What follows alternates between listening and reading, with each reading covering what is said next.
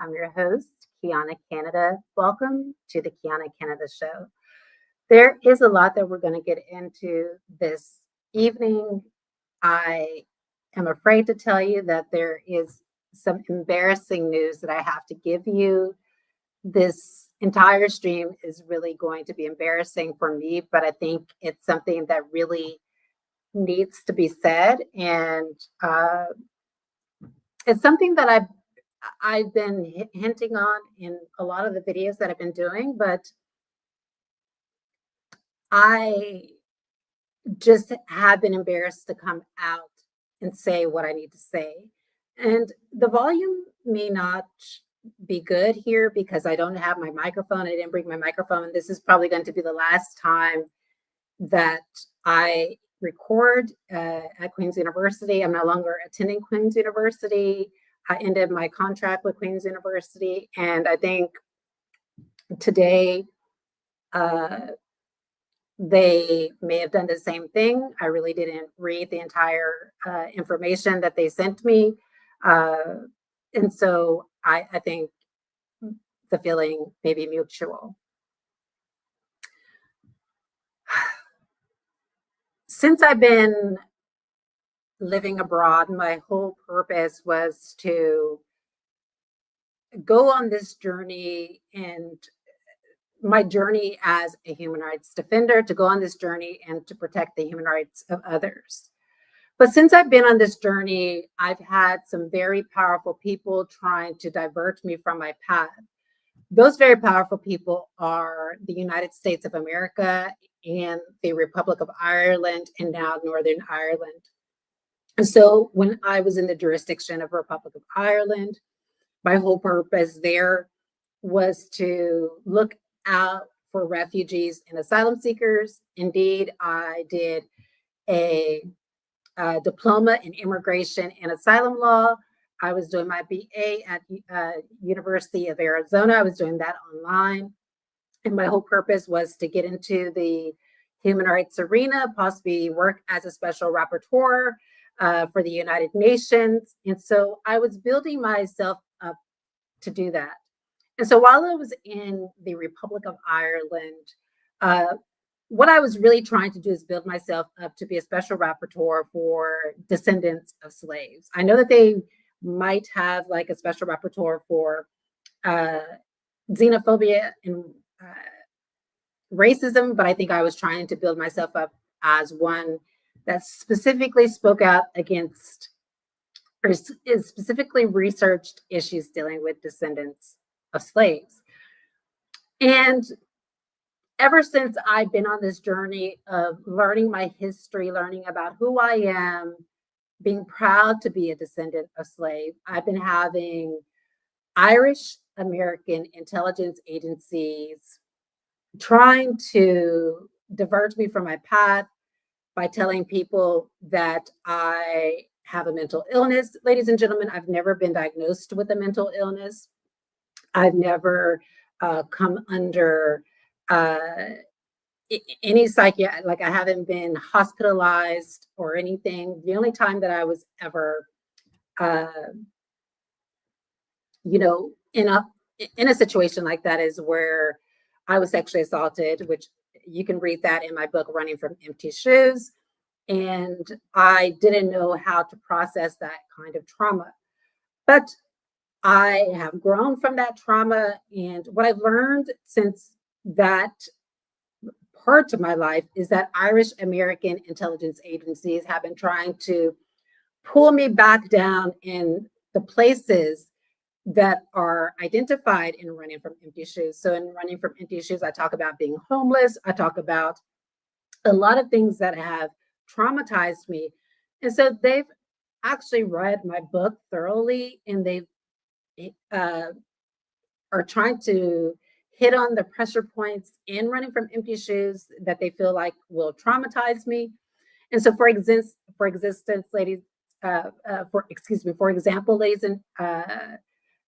ladies and gentlemen, what happened this year is the day before my birthday, Irish American intelligence agencies had me suspended from Queen's University, Belfast.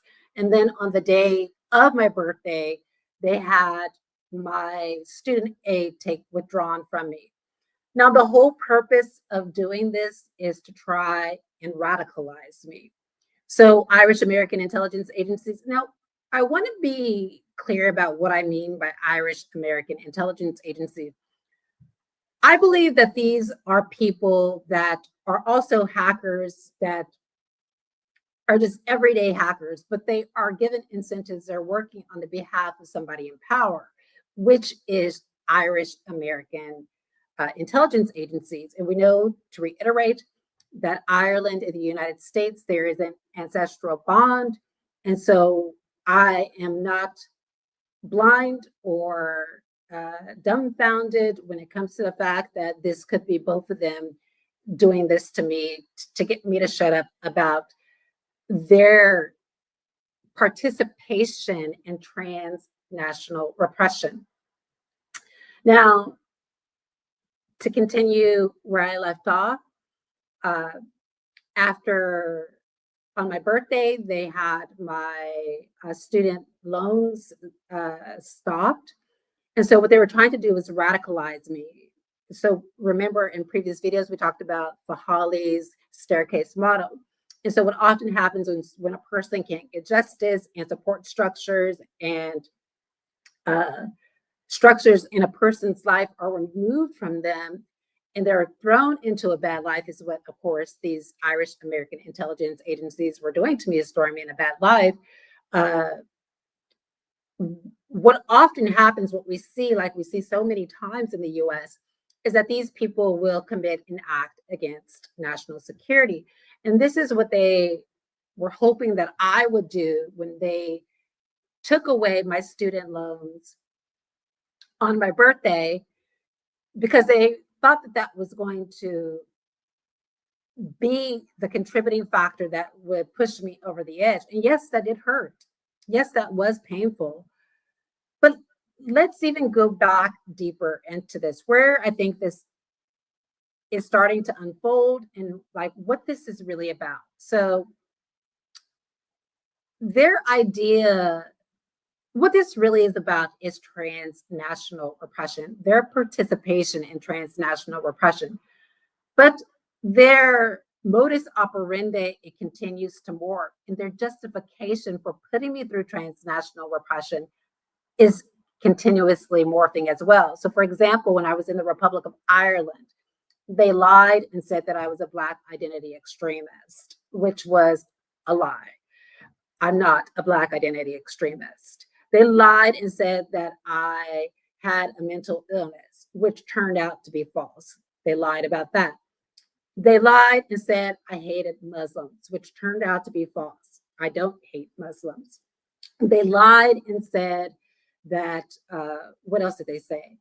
That I was escorting or prostituting myself in direct provision. That turned out to be false. Not once did I ever do anything like that. And so what they were doing was they were using information from my past to try and tarnish my reputation. And they were collecting information from my family as well about me.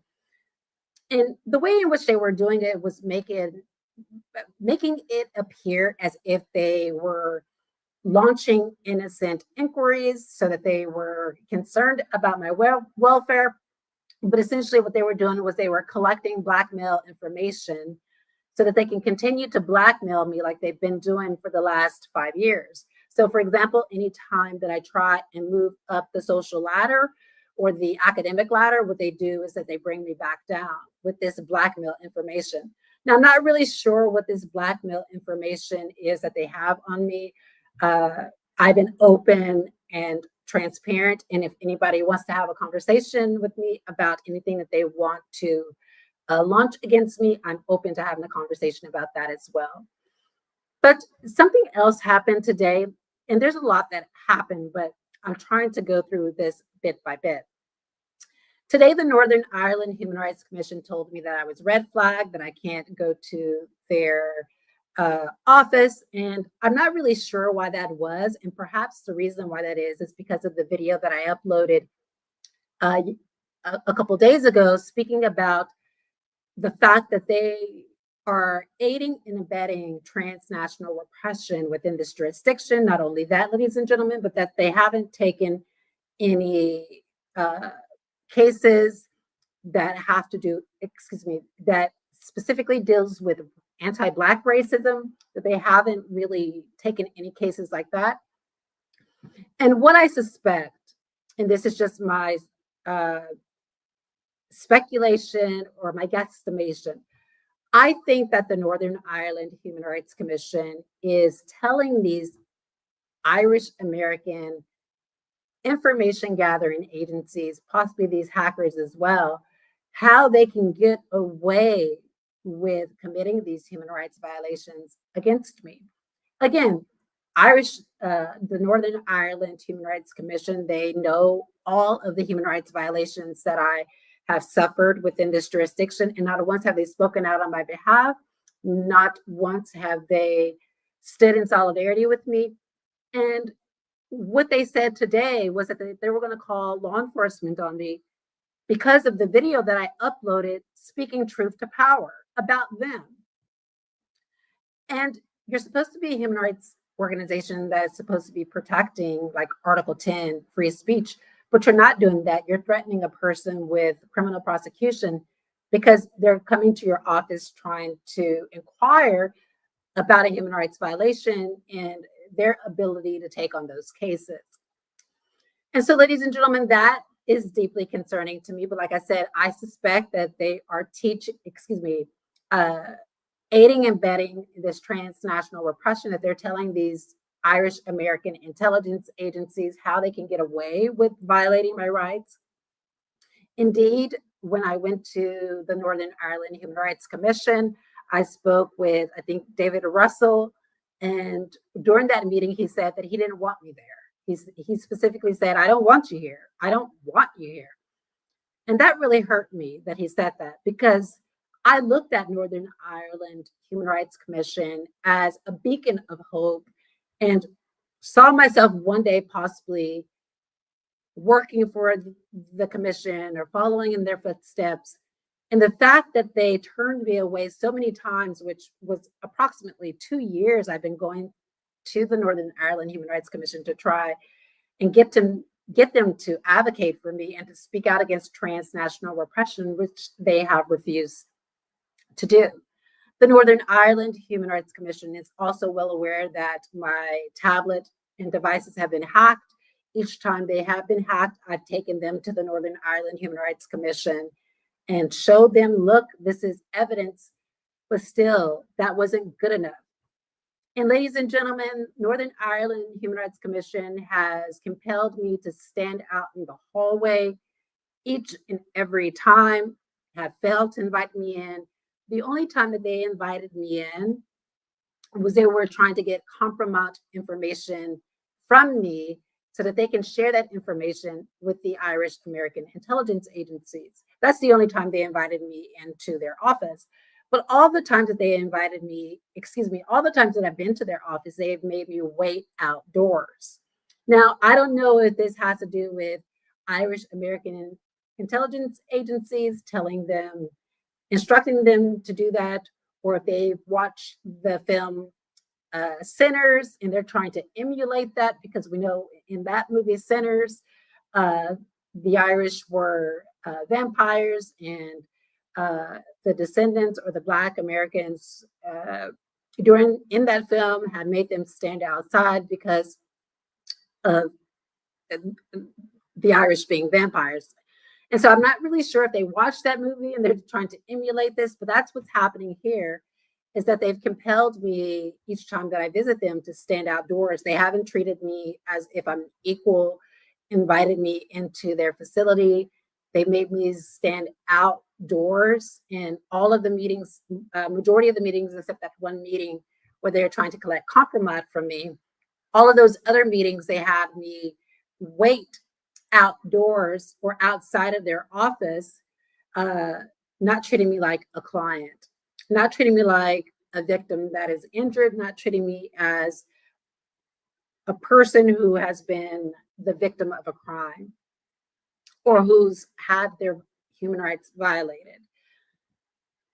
There is, and I'm embarrassed about that.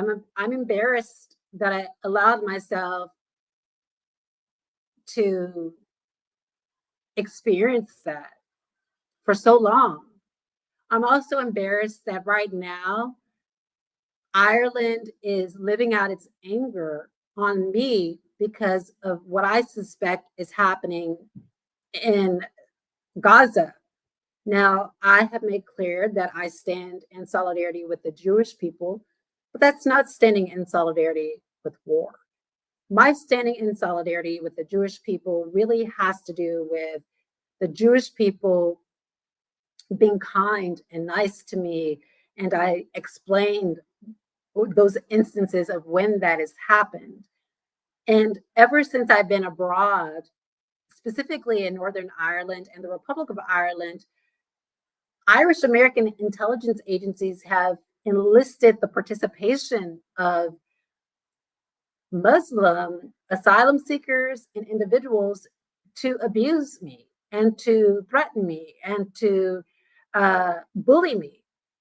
And the reason why I'm holding those people responsible for that is because they have agency. They can say no. They can say, no, I won't do that to my fellow asylum seeker. No, that I won't do that to my fellow, comrade. But they didn't do that. I think that they were possibly paid incentive. I don't have the receipts of that, but the evidence leads me to believe that that's what they were, that they were paid to do that, because why else would they do it? And so that's something else that I'm ashamed of, that I allowed myself to be victimized and bullied and really haven't spoken out about it. And each time that I speak out about it or that I stand up for myself, they try and make me look as if I'm the big black boogie woman. The big black boogie woman is what they're trying to, the label that they're trying to throw onto me. And I'm not going to accept that label. Now, they can have that label. They can have that label in their files. They can put that label wherever they want to put it, but I don't have to accept it. I know who I am. I know my worth. I know what I bring to the table. I know what I believe in.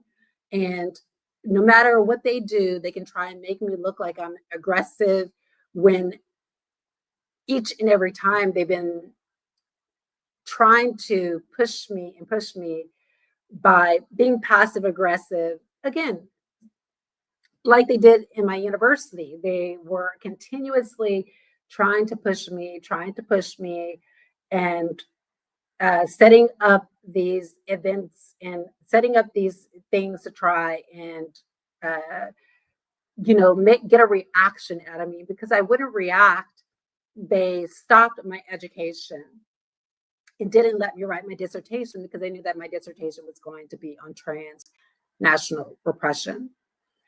And so the other thing that I'm very ashamed about that I'm bringing to you, ladies and gentlemen, again, like I have said, is that Irish American intelligence agencies, with the acquiescence of the Northern Ireland Human Rights Commission, have been living out their anger on me because what I believe to be what's happening in Gaza and Israel. And so instead of taking their anger out on Benjamin Netanyahu or people of similar power, I'm a Black American, I don't have any power. And so I've been victimized for a lot, like there's been many instances in my life where I have been victimized. And that does not mean that I'm innocent, but I have been the victim of serious human rights violations. And instead of recognizing me as a complex victim, what they decided to do was to take their anger out on me. Now, keep in mind, there have been other white Americans here in Northern Ireland. There have been other Americans here in Northern Ireland, and they didn't take their anger out on them. They decided to take it out on me. And all I said was, I stand in solidarity with Jewish people because we have a shared history, the transatlantic slave trade, as well as the Holocaust. And I made clear and you can go back to all of the videos that I made. That's not standing in solidarity with war. I'm anti-war. And so another thing that I'm ashamed to speak about, ladies and gentlemen, is that for the last 30 days,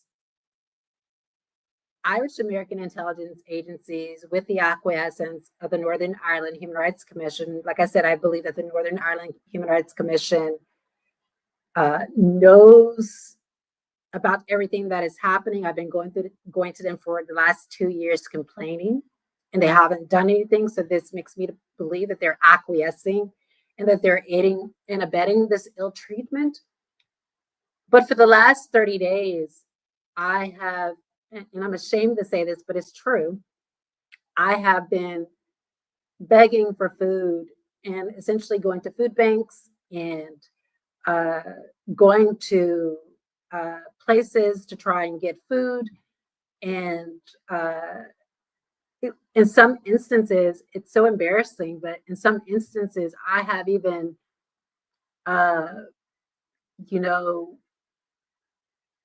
eaten food. Like I've purposely gone to like the mall, and they have these like little, at Auntie Anna's, sometimes they put these like appetizers out. Like I purposely go to the mall so that I can try and see that they have food there, because Irish American intelligence agencies, with the acquiescence of the Northern Ireland Human Rights Commission, is taking their anger out on me. And one of the ways in which they're doing that is trying to starve me out of my accommodation, to take their anger out on me, to get back at Israel for what is happening in Israel and Palestine. Now, I wrote to the Israeli embassy an email trying to explain to them what I've experienced here in this jurisdiction and what I've actually seen. And that wasn't to cause any havoc on anybody in Northern Ireland. What that was, the reason why I did that was to protect myself and those innocent people that I was seeing being victimized here in Northern Ireland. And that email never got to the Israeli embassy because it was intercepted by Irish American intelligence agencies. So to reiterate, for the last 30 days, they have been trying to starve me out of my accommodation. They've actually stopped my asylum support, which I mean by that is the payments that I get weekly. And the reason why they stopped that, ladies and gentlemen, let me tell you. One day I went to the Home Office, and what I suspect Irish American intelligence agencies involved got 2 security guards to harass me and to bully me there. And so that made me feel uncomfortable. And I wrote a letter to the Home Office, and I asked the Home Office if I could get an interview at a different location that was safer, so that I wouldn't have to deal with that bullying. And I hand delivered that letter to the person at the Home Office on Drum King, I think, complex, who said that he was like my caseworker. And I hand delivered it to him. And I said, hopefully, I'll be able to get another interview location so I don't have to deal with these security guards towering over me, calling me names. And I was waiting and waiting and waiting for a response from the Home Office, never received a response from them as it relates to that interview. And then they withdrew my asylum support. And so like I'm no longer getting a payment each week. So I don't have any funds. I'm not asking for any money. I'm just telling you what's happening to me. And so what else has happened is that I have put in for Section 4 support. Now, Section 4 support is where there's a possibility that your human rights is going to be violated, that it would bring you, I guess, in a sense, it would be degrading treatment and punishment if you were to go without food. And those applications are supposed to be processed within like 5 days. But as you can see, it's been longer than that. And I understand that there are delays because they're probably receiving a lot of applications. But again, whether or not they receive my application remains to be seen. Hopefully they did. But I've asked my solicitor to